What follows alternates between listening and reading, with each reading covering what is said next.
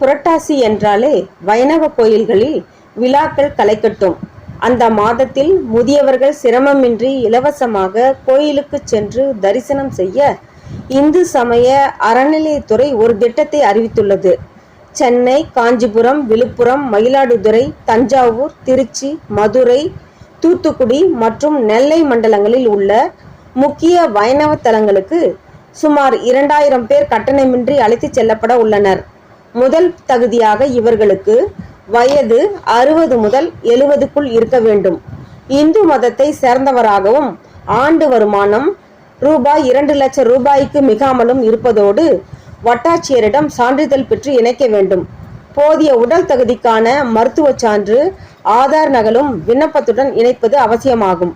இந்த பயணத்திற்கான விண்ணப்ப படிவங்களை அந்தந்த மண்டல இணை ஆணையர் அலுவலகத்தில் நேரில் பெற்றோ அல்லது www.hrce.tn.gov.in என்ற இந்து சமய அறநிலையத்துறை இணையதளத்தில் பதிவிறக்கம் செய்தோ விண்ணப்பிக்கலாம்.